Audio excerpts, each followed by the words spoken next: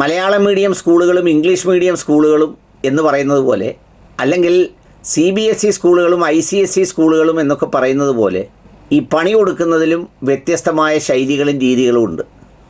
എന്ന് വെച്ചാൽ ഇപ്പോഴത്തെ കാലത്ത് രണ്ട് മുന്നണികളും രണ്ട് പാർട്ടികളും ഈ ഭരണം പിടിക്കാനും നിലനിർത്താനും വേണ്ടി അധ്വാനിക്കുന്നതിന് സ്വന്തം പാർട്ടിക്കകത്തുള്ള ഒരുപാട് ചർച്ചക്കാരെയും ഒരുപാട് തകർക്കലുകാരെയും ഒക്കെ അറിഞ്ഞുകൊണ്ട് സഹിക്കുന്നുണ്ട്. കാരണം നീർക്കോലി കടിച്ചാലും അത്താഴം മുടങ്ങും എന്ന് പറയുന്നൊരു സിറ്റുവേഷനിലാണ് കാര്യങ്ങൾ നിൽക്കുന്നത് എന്നുള്ളതുകൊണ്ട് അക്കാര്യത്തിൽ ഇരുവരും വളരെ ശ്രദ്ധിക്കുന്നുണ്ട്. ഇപ്പോൾ പ്രധാനമായ ഒരു സംഗതിയാണ് KNA ഖാദർ എന്ന മുസ്ലിം ലീഗിൻ്റെ സംസ്ഥാന സെക്രട്ടേറിയറ്റ് അംഗം മുസ്ലിം ലീഗിന് ഉപമുഖ്യമന്ത്രി സ്ഥാനത്തിന് അർഹതയും അതിനുള്ള സ്റ്റാറ്റസും ലീഗിനുണ്ട് എന്ന് പറയുന്ന പ്രസ്താവന പറഞ്ഞത്. KNA ഖാദർ സാറിനെ അറിയാവുന്ന എല്ലാവർക്കും അറിയാം. അദ്ദേഹം നല്ല അസാമാന്യമായ ഒരു ബുദ്ധിജീവിയാണ്, വായനക്കാരനാണ്, നല്ല വിവേകവും തിരിച്ചറിവും എപ്പോൾ പറയണമെന്നും എന്ത് പറയണമെന്നും ഒക്കെ നല്ല ബോധ്യമുള്ള ആളുമാണ്. അദ്ദേഹം ഇപ്പോൾ ഈ വിഷയം ചർച്ചയ്ക്കിട്ടിരിക്കുന്നത് എന്തിനായിരിക്കും എന്ന് ചിന്തിക്കുമ്പോഴാണ് ഇത്തരം സ്റ്റേറ്റ്മെൻറ്റുകളുടെ ഒരു കൗതുകം നമുക്ക് തോന്നുന്നത്. കാരണം ഉപമുഖ്യമന്ത്രി സ്ഥാനത്തേക്കാൾ ലീഗിനും വലതുമുന്നണിക്കും ഇപ്പോഴാവശ്യം ഭരണമാണ്. ഉപമുഖ്യമന്ത്രി സ്ഥാനം അങ്ങനെ ഒരു അജണ്ടയിലില്ലെന്നും താനത് ആഗ്രഹിക്കുന്നില്ലെന്നും ആ സ്ഥാനത്തേക്ക് ലീഗിന് കിട്ടിയാൽ 100 വട്ടം പരിഗണിക്കാവുന്ന കുഞ്ഞാലിക്കുട്ടി വളരെ തുറന്ന് പല ചർച്ചകളിലും പറയുകയുണ്ടായി. ഞാൻ ചോദിച്ച ഒരു ചോദ്യത്തിനും അദ്ദേഹം ഇത് തന്നെ ഉത്തരം പറഞ്ഞു. ഉപമുഖ്യമന്ത്രിയാവും എന്ന് വിശ്വസിക്കുന്ന ഒത്തിരി പേരുണ്ട്. അവരെ വിശ്വസിക്കാനുള്ള അവരുടെ ഒരു പ്രധാനപ്പെട്ട കാരണം എന്താണെന്ന് ചോദിച്ചാൽ, ഈ പറഞ്ഞതുപോലെ ഇപ്പോൾ UDF രാഷ്ട്രീയത്തിലെ ഏറ്റവും സീനിയർ ആണ്. പിന്നെ ഈ പറഞ്ഞതുപോലെ രാഷ്ട്രീയത്തിലെ സെക്യുലറിസവും അല്ലെങ്കിൽ അതിൻ്റെ പ്ലാറ്റ്ഫോമൊക്കെ മെയിൻറ്റെയിൻ ചെയ്തു പോകുന്ന ഒരുപക്ഷെ UDFൻ്റെ ഇന്നത്തെ ഒരു നിലനിൽപ്പിന് തന്നെ വലിയ സംഭാവനകൾ ചെയ്യുന്നതാണ്. അത്തരം ചില ചർച്ചകളോട് എങ്ങനെയാണ് കുഞ്ഞാപ്പ പ്രതികരിക്കുന്നത്? ഇല്ല, ഞാനിപ്പോൾ ഇതിനേക്കാൾ കൂടുതൽ അത്തരം പദവികളൊക്കെ എനിക്ക് വലിയ അലങ്കാരം ആവുമായിരുന്ന കാലത്ത് അത് കിട്ടാൻ വേണ്ടി, അത് വെട്ടിപ്പിടിക്കാൻ വേണ്ടി ഒന്നും ചെയ്തിട്ടില്ല. അത്ര വലിയൊരു പദവിയായി എനിക്കത് തോന്നിയിട്ടുമില്ല. 2011 ഉമ്മൻചാണ്ടി എന്നോട് ചോദിച്ചു, ഞാൻ ആ മീഡിയയിലൊക്കെ വരുന്നതല്ലോ, ഡെപ്യൂട്ടി CM അത് വേണോ എന്നോട് ചോദിച്ചു. വേണോ എന്ന് ചോദിച്ചപ്പോൾ അതൊരു കോംപ്ലിക്കേഷനാണ് എന്നുള്ളത് എനിക്ക് പെട്ടെന്ന് തോന്നിയപ്പോൾ ഞാൻ പറഞ്ഞു, ആകെ ഒരാൾ രണ്ടാളെ ഭൂരിപക്ഷമാണ് നമുക്കുള്ളത് 2011. അതിൻ്റെ ഇടയിൽ ഇനി എൻ്റെ ഡെപ്യൂട്ടി CM കൊണ്ടുവന്നാണ് ഒരു പ്രോബ്ലം ഉണ്ടാക്കുന്നത്, എനിക്ക് വേണ്ട. ഞാൻ തങ്ങളോട് കൂടി ഒന്ന് പറഞ്ഞ് ഈ അഭിപ്രായം ഒന്ന് കൺഫേം ചെയ്യാന്ന് പറഞ്ഞ് തങ്ങളോട് ചോദിച്ചിട്ട് ഇത് വേണ്ടെന്ന് പറഞ്ഞതാണ് 2011. ഇതൊക്കെ പിന്നെ നെഗറ്റീവായിട്ട് പ്രചരിപ്പിക്കുന്നു എന്നല്ലാതെ ഡെപ്യൂട്ടി CM കിട്ടുമായിരുന്ന സമയം എത്രയോ കഴിഞ്ഞു പോയി വേണമെങ്കിൽ. കാരണം CH ഉണ്ടായിരുന്നു, നഹക്ക് ഉണ്ടായിരുന്നു, അതിനേക്കാൾ കൂടുതൽ സീറ്റും ശക്തിയും ഒക്കെ ലീഗിന് വന്ന കാലത്ത് എന്താ ലീഗ് വേണമെന്ന് വിചാരിച്ചാൽ പറഞ്ഞാൽ പാർട്ടി വിചാരിച്ചാൽ കിട്ടുമായിരുന്നില്ലേ. 2091 കിട്ടുമായിരുന്നു വേണമെങ്കിൽ. കാരണം 90 ഗവൺമെന്റ് കഴിഞ്ഞിട്ട് മുമ്പ് ഡെപ്യൂട്ടി CM ലീഗിനുണ്ട്.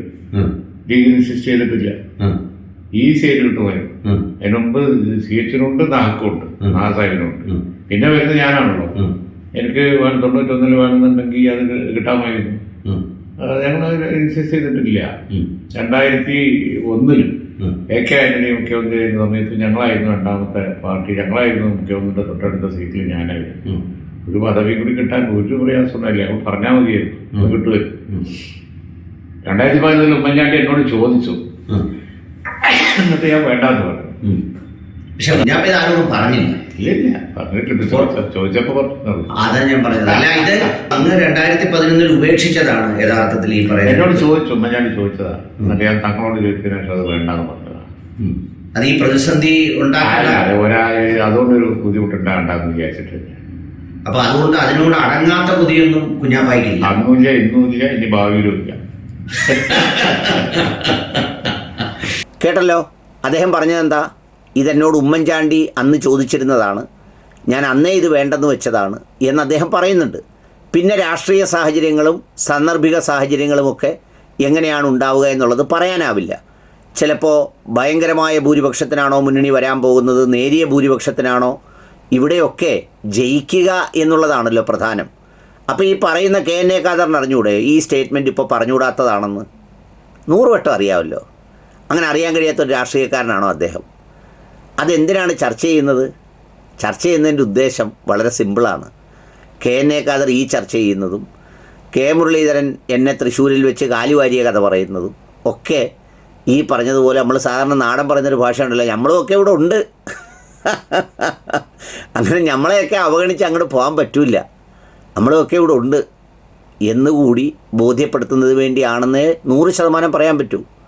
റിപ്പോർട്ടർ ചാനൽ പോലൊരു ചാനൽ വന്ന് കുഞ്ഞാലിക്കുട്ടിക്ക് ലീഗിൻ്റെ മുഖ്യമന്ത്രി സ്ഥാനം ഉപമുഖ്യമന്ത്രി സ്ഥാനം ചോദിച്ചുകൂടെ, അതിന് അർഹതയില്ലേ എന്ന് ചോദിച്ചാൽ 100 വട്ടം അർഹതയുണ്ട് എന്ന് പറഞ്ഞാൽ ഈ പറയുന്ന റിപ്പോർട്ടർ ചാനലും മരമുറി നേതാവും അതുപോലെ നമ്മുടെ അരുൺകുമാറും ഒക്കെ അടുത്ത MLA ആയി മന്ത്രിയാവാനിരിക്കുന്ന ആളാണ്. പുള്ളിയൊക്കെ വിടുവോ?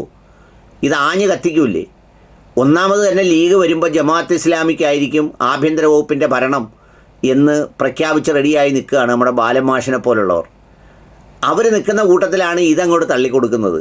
ഇത് തള്ളിക്കൊടുക്കുന്നത് ഞാൻ 100 വട്ടം വിശ്വസിക്കുന്നു സതുദ്ദേശപരമോ അല്ലെങ്കിൽ ലീഗിന് ഇതിന് അർഹതയുണ്ട് അല്ലെങ്കിൽ അതിൻ്റെ അഭിമാനബോധം ഉയർത്തിപ്പിടിക്കാനോ വേണ്ടി ഒന്നുമല്ല. ഇത് മൂക്കിപ്പൊടി വലിപ്പിക്കുന്നതിന് തുല്യമാണ്. നല്ലതുപോലെ നിൽക്കുന്ന ഒരാളിൻ്റെ മൂക്കിലേക്ക് മൂക്കിപ്പൊടി കൊണ്ട് വെച്ചു കൊടുത്താൽ അവരങ്ങ് തുമ്മൂല്ലേ? ആ തുമ്മിക്കുന്നതിന് തുല്യമായ ഒരു പണി നടത്തുന്നതിൻ്റെ ഭാഗമാണ് ഈ അഭ്യാസങ്ങളൊക്കെ. ഇത് ഇരുവശത്തും പല രീതിയിൽ നടക്കുന്നുണ്ട്, 2 സൈഡിൽ നിന്നും പറയുന്നുണ്ട്. പക്ഷേ CPM പോലൊരു പാർട്ടിയിൽ പറഞ്ഞാൽ അവരത് പുള്ളി തൊട്ട് വെക്കും, അത് കൈകാര്യം ചെയ്യും. ഇപ്പുറത്തെ വശത്ത് പറഞ്ഞാൽ ഇപ്പോൾ തൽക്കാലം അധികാരത്തിൽ വരാൻ നിൽക്കുന്നൊരു സാഹചര്യം കൂടി ആയതുകൊണ്ട് ഒന്ന് കരുതുകയും ശ്രദ്ധിക്കുകയും ചെയ്യും. ആ സാഹചര്യമാണ് ഇതിൽ മുതലെടുക്കുന്നത്. യഥാർത്ഥത്തിൽ ലീഗിന് ഉപമുഖ്യമന്ത്രി സ്ഥാനമല്ല, വലതുമുന്നണിയിലുള്ള പാർട്ടികൾക്കെല്ലാം ആവശ്യം അവർക്ക് ഭരണം കിട്ടുക എന്നുള്ളതാണ്. മുഖ്യമന്ത്രിയും ഉപമുഖ്യമന്ത്രിയും അല്ലെങ്കിൽ ഏതൊക്കെ വകുപ്പുകൾ എന്നൊക്കെ ഉള്ളത് പിന്നീടുള്ള കാര്യമാണ്.